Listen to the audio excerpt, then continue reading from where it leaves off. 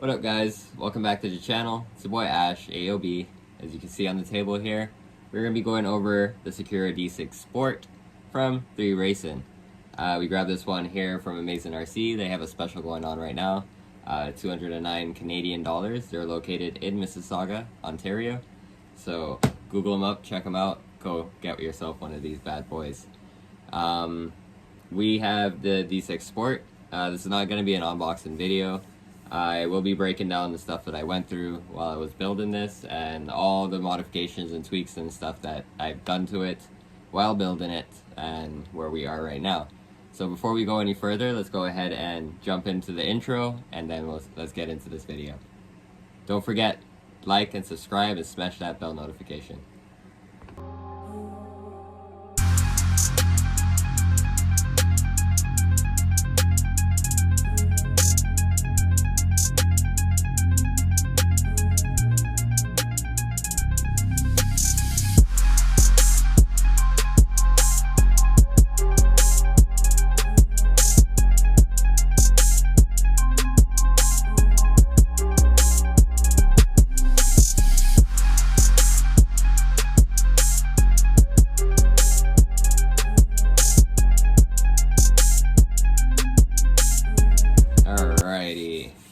So big shout out again to William for that intro idea, my guy.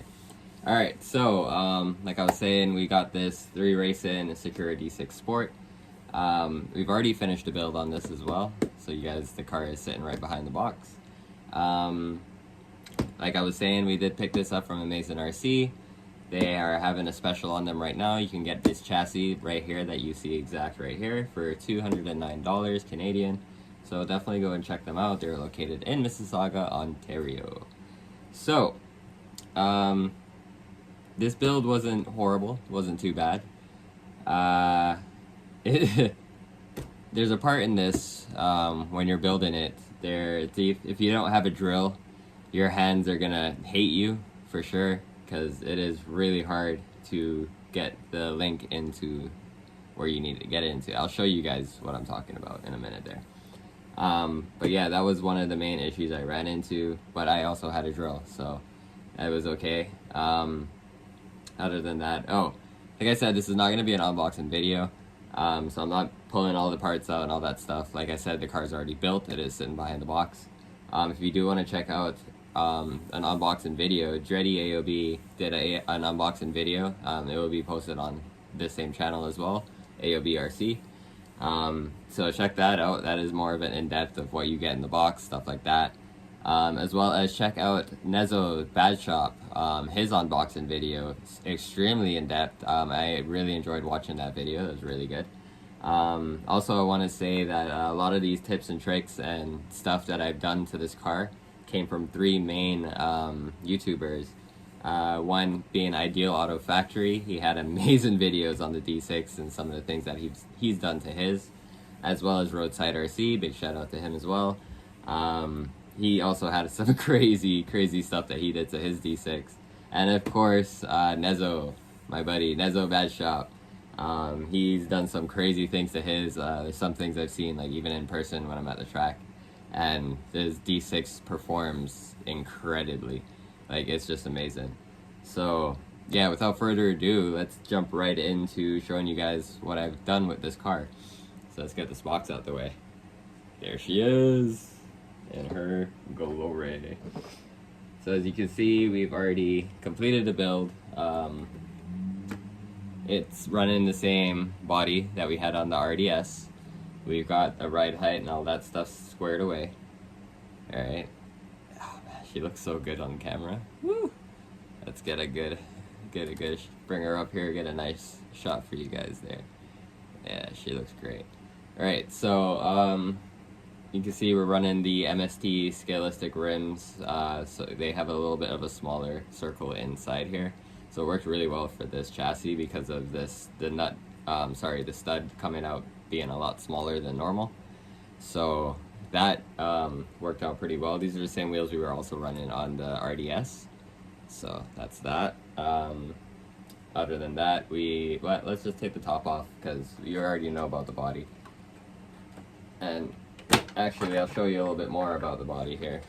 So, as you can see, the magnet mounts in here. Now, I don't know if I could actually show you. I should have taken a picture before I did this, but if you can see behind there, I put another set of magnets. So this thing, it hugs, it really hugs, and I'll show you guys right now what I mean. Sometimes it's a little wonky getting it on. There we go. I think that's pretty much on there. No, that was not it. Gotta get it to line up properly for it to... Alright, so as you can see there, I'm not trying to shake it too hard, obviously we're over glass, but as you can see, it's really holding on to that, right? So yeah, I increased the magnets a bit to make sure, like, you know, bump the body or anything like that on track. This is not going anywhere until you physically get in here and separate it like that. So that's what we did with that. We are gonna have to do a little modifications here because this, one of these sides, this side, as you can see, the light is coming off. So we're gonna take them both off and then reline them with some alien tape, so that way we don't run into that issue anymore. But yeah, this was actually touching the wheel when we were drifting the RDS for the last time, which actually reminds me, let me show you guys the last run footage of the RDS. So check that out. It's about a minute video, nothing too crazy. A minute and some. But yeah, either way, check that out real quick and then we'll jump back.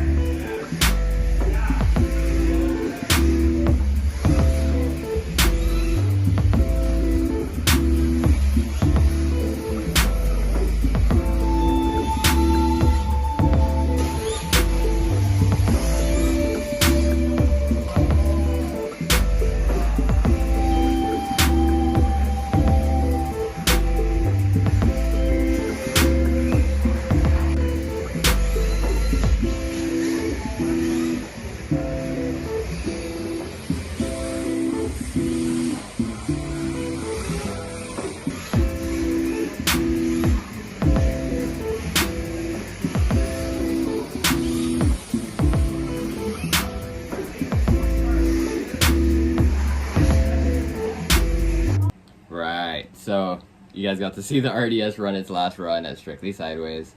That was after like 2 months of not drifting. So yeah, and I think that the light was touching the wheel too, which was causing some issues, which I didn't realize at first. But either way, we're here to talk about this sexy D6. Right, so we're gonna work our way from the front to the back as usual. So we've got the Axon shocks on the front here. We've got them upside down, and we did the standoff kits, so they are perfectly straight up and down, as you guys can see that there. Let me try and get a good line up there for you. So yeah, you can see that, that's that. We went ahead and used standoffs for our body mounts, so we can get the right height exactly where we wanted it. So for the body I'm using right now, I'm running 7 millimeters in the front and 4 millimeters in the back of standoff. Factory, I believe, was 10 millimeters in the back and 15 in the front, or 15 in the back and 10 in the front, something like that. I can't remember exactly. Check out your manual, it's in there. Other than that, moving further back, for all of our turn knuckles, and let me see if I can actually, let me just bring it in here. Let's just bring it in here. Right, so for all of our turn knuckles that you see there, all of those, sorry, not turn knuckles, the balls, all the balls here, all the balls within the whole steering setup and everything in here, we replaced those to the titanium Yokomo balls, which fit perfectly on the stock links, ball ends, sorry, and links. So they fit perfectly on there, so you don't really have to worry about that. They clip right on. They're same dimensions, everything like that. But now it's titanium, so they're pretty smooth. They run pretty nice. We didn't do any other modifications up toward the top part here for the front end, but for the bottom end, if you guys can see in there, that little red dot right in here. See if I can get you guys on there. There we go. Yeah, so we've got 2.5 millimeter spacers in all 4 corners, so 8 in total, right? So yeah, we did that. Big shout out to Ideal Auto Factory for that hook up there. I was checking out his video, he did that, and it seemed to work out pretty well for him, as well as the standoff kits. So let's get a close-up look of the standoffs. There you go. The axons look amazing. Right? So that's basically the front end. The balls that we used for in here, for where the arms, I guess, swivel on, or whatever you want to call it, those are the stock balls. We only put the Yokomo titaniums in the move-in, the steering suspension components, and the knuckles. So that's that. Alright, moving further down the chassis, we have Fly Sky receiver and transmitter, and we have the Yokomo SP 02DV2. So we have that servo in there. We also did the top mount, bolt them in from the top. Ideal there from Roadside RC. Big shout out to you there, bud. So that came out pretty well. We have the V4 gyro from Yokomo as well. Other than that, let's see, we upgraded the servo arm. We put in an aluminum servo arm. We have it dialed as 0 as possible when we installed the servo. Funny enough, I didn't really have to adjust much of anything. Once I zeroed it out, it was almost basically dead centered once I put the arm on, so that was really cool. We have the Rev D battery, shorty battery, low profile, right? Working our way further back here. Everything else is bone stock, like, what do you call it? The belt setup, all that stuff, the motor positioning, all that. That's right out the box. For the back end now, we have the same 8mm spacers. I mean, sorry, not 8mm. We got the 2.5 mil spacers. Sorry, I was trying to turn the car around there. But we got them in the black, so they're sitting in there. We have the titanium. Can you see what I'm pushing there? Oh, of course not, because I'm not doing it right. Dude. Turn it. Right, so, hitting the camera. Either way, so on these links, for the active rear toe, we have the titanium balls on those as well as all the knuckles in the back. All the ball ends on the back for the knuckle. We have the titanium balls on those. Axon shocks in the back as well. As you guys can see there, we also have the standoff kit in the back for that as well. That's our power cable hanging out there to turn on and off the ESC. All of our links and everything like that, all of the sizes and measurements for our links are straight out the box. We didn't make any adjustments there. So all of that is still factory box for now, because of course we're going to be penning this over to Nezo for him to do a nice tune on it and see what we can get out of it. But that's where we sit right now. Outside of that, we did some more modifications to the suspension. So let me go ahead and put the body back on. Oh, there it is. And I will show you guys what I'm talking about. We also got this one from Ideal Auto Factory. Oh, that little that mount there for the motor, that little notch thing at the bottom, definitely sand that down, shave that down to get your motor to sit flush, because it just makes sense. It's better for the motor that way. Alright, so as you see, well, kind of messy in there, but it is sitting straight across. Try to move this out the way a bit. Alright, my ESC is sitting sideways because of how the wires are, which I also have to get Nezo to redo my wiring, because now my negative cable is too short and my positive cable is way too long. So as you guys can see here, because everything was ran different obviously for the RDS, so yeah, we're just gonna have to get it rewired to work properly, because I can still get it, it'll stretch a bit and it'll go in and then I could use it, but I don't like having that much tension on wires, so we're gonna be getting that done as soon as possible. And as you can see, our positive reaches like way past where it should just go like back here, you know. So we're gonna have him rework that, and honestly the tension on these are like non-existent for the motor wires, so it's mainly just the lead wires for the battery, so we're gonna have him rework that as well. But yeah, like I was saying, let me go ahead and throw the body on and show you guys what other adjustments we did.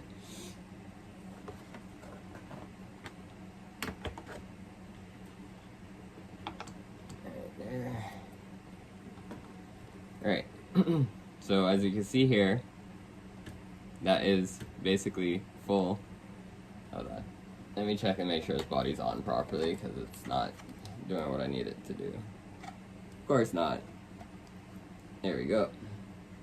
Sometimes the magnets are a little bit so strong on this that it doesn't line it up properly. It'll just stick and stay. But either way, let me see if I can get a good shot here. So as you can see there, that is the chassis basically on the ground right there.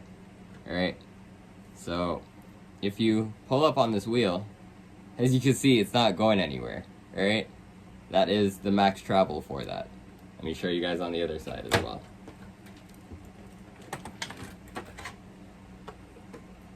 Check it out in the back. All the way down, that's chassis on the ground. There's no lift. You're not getting any lift there. So even if my chassis is on the ground, it's not gonna lift the wheels up when I'm giving it power. So like when I'm squatting and stuff like that. Also, a big shout out to Ideal Auto Factory for that one. So I took some time in tuning that one in, and now it's literally, as it is maxed out to the ground, my shock as well is maxed out. The front has a little bit more travel, and I'll show you guys here. That's on the ground, and you can lift the wheel. Oh, sorry, I lifted the chassis. The whole body wants to move, but you do get a little bit more, as you can see. Get a little bit more of a play there, but you're not going to be slammed on the ground in the front. The back, on the other hand, once you're like tucking it in and giving it some good, you don't have to worry. Like that wheel staying planted, it's not going to go tuck up into the body, anything like that. And I'll show you guys how you retrieve that. Gotta go ahead and pop the body off again. There we go. I ended up having to use some duct tape there to lessen the magnetization, because it is ridiculous. But that's what I wanted. Either way, so yeah, so I'll show you guys in the front here. When I go all the way down, you guys can see in here by the shock, when I go all the way down, I still have a little bit like that to play with, right? So that, let me put my finger here. You get that much, but you don't really, you know, it's not something you're gonna have to really worry about in the front. But I did extend it down a bit, so lessen that travel. Now in the rear, I want to show you guys. Get a good angle here for you. Alright, so now when I compress the rear end, when my chassis touches the ground, there is no more room left. And it's not, I'm not putting any pressure on it, as you can see. It is perfectly matched. So straight down, that's it. That's it, right there. There's no lift. My shock travel is done, right? And then of course I still have up this way, and it sits right in that sweet spot where I want it, right? So obviously we still have to drive it, test it, and see how it feels. Maybe add a little bit of tension, maybe not. We'll see. But I will try and show you guys the exact measurements for the rear here. See if I can measure this out real quick.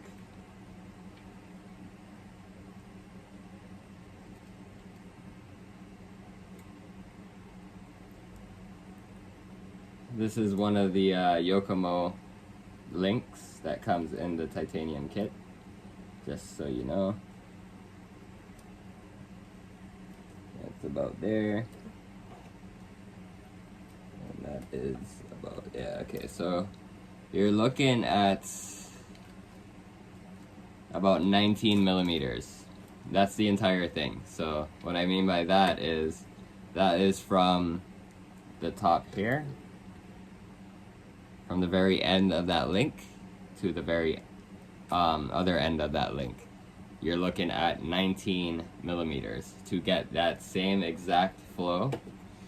Any more, any less, it's gonna be a difference. And as well as these are axon shocks. So you have to have the axon shocks to have that setup. Because I'm not sure if other shafts are gonna be the same length. So these dimensions may not work for you.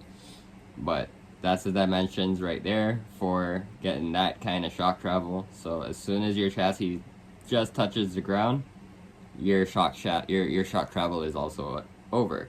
So you're not gonna get the back wheels lifting up off the ground. Outside of that, I was telling you guys already, it's 4 millimeter spacers are in the back. The standoff size. Standoffs, we are using 10, 11, 12 millimeters of standoff in the back for the back end, and this is if you're running the stock box setup for your motor placement. We are also running these slight standoffs to fit into our axon shocks. You guys can see there. I believe they are, I would say a 5 mil. Yeah, I believe they're 5 mil spaced out. Like I said, all of our links are box set-ins, so we haven't changed anything in there yet until Nezo gets his hands on this. Our fronts are 10, 11, 12 standoffs as well, so front and back are the same amount, I believe. Or am I off a bit? Let's find out.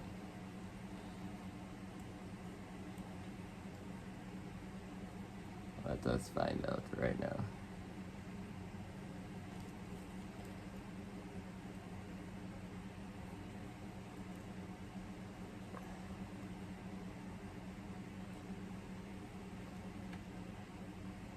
Right there. 10. Right, so these are 12.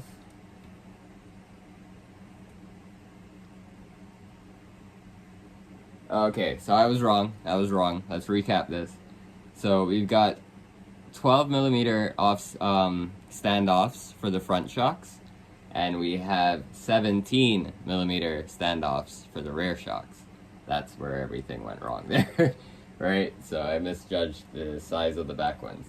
So my bad. So to repeat, it is 17 millimeters of offset in the back and 12 millimeters of offset in the front. Just to do another double check. Yes, indeed. Alright, so that is to get the axon shocks to stand perfectly straight up and down. Right there. You see it's nice and jiggy, but they're axons. I do have to change the liquid in these. I opened them all up just to see the condition.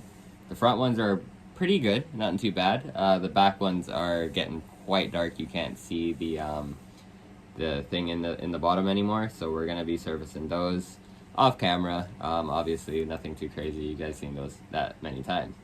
Let me see, is there anything else other 2.5 millimeter spacers all the way around, and then 2.0 spacers throughout all the knuckles. So underneath here, another shout out to Ideal Auto Factory. As you can see, we put in the spacers at the bottom underneath the steering link, so we also do not have any steering wobble or bump stair. Sorry, we don't have any bump stair. Factory bushing spacer at the top, as you can see there. We also put a spacer underneath our toe, our active rear toe back here. You guys can see that. So we have a 2 mil spacer underneath the active rear toe, both sides. And then we did 2 mil spacers all the way around the knuckle as well in the rear, just to balance everything out.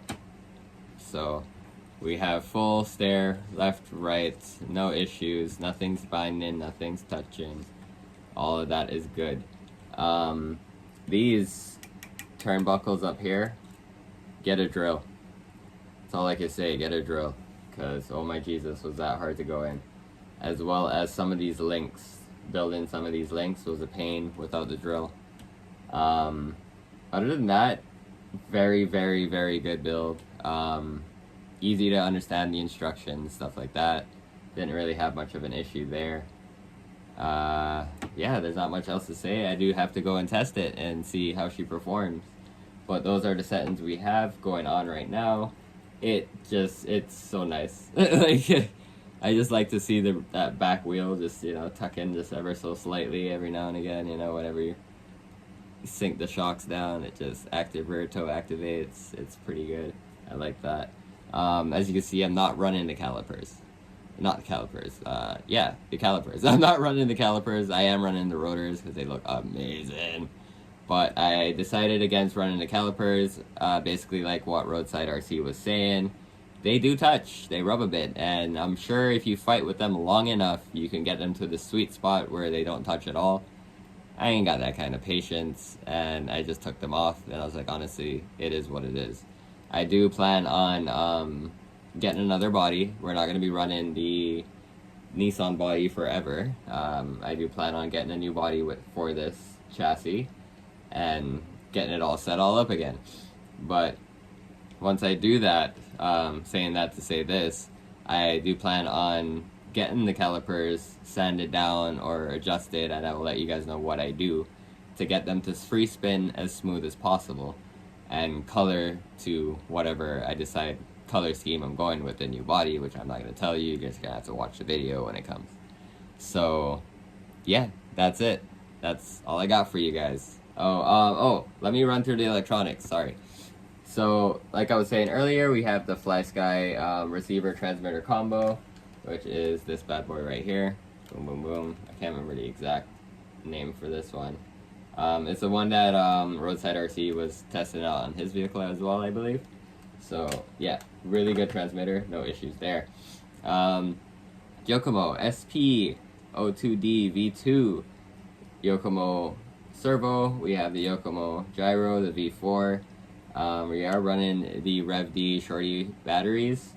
We have the Rev D 10 3-turn motor, Yokomo fan. We have the Rev D B-Rev ESC. We are going to be putting our CLSD in this as well. Big shout out to Bryant. We're going to be getting the belt conversion so we can rebuild our CLSD into a belt drive. So that will be coming very soon. Outside of that, our other plans for this is we are going to be doing all the aluminum upgrades. Of course, all the arms, stuff like that. Trying to get the aluminum bulkhead, the whole 9 yards. We want to get all the aluminum parts. First, before we even probably do that, we're going to be getting the Bingo Wasp chassis for this bad boy. Check out Nezo's video. He's got one out right now with the Bingo Wasp swap, as well as Ideal Auto Factory. He's got one out. I as well will be showing you guys that I put it in and what my my feedback is on that, and maybe a small little install video of doing the swap over to the Bingo Wasp chassis. I am hoping that I will have all the aluminum parts by that time, so I can just do everything at once and have it come out looking all blingy and nice, So we are going to be doing the purple scheme on this, so we're trying to get all of our parts in aluminum purple. So that is the goal, that is what we are hoping for. But yeah, that's all I got for you guys. As well as we got the Axon shocks, as you see. So yeah, we're gonna wrap it up there. Thank you guys for watching. The next video is going to be the run video for this D6 Sport with the setup that it is sitting at currently. So don't miss that video if you guys really want to see how this performs in this setting as the D6 Sport. This is not the carbon fiber chassis, this is the fiberglass chassis. So I'm really excited to see how it goes, and yeah, we're just gonna keep upgrading.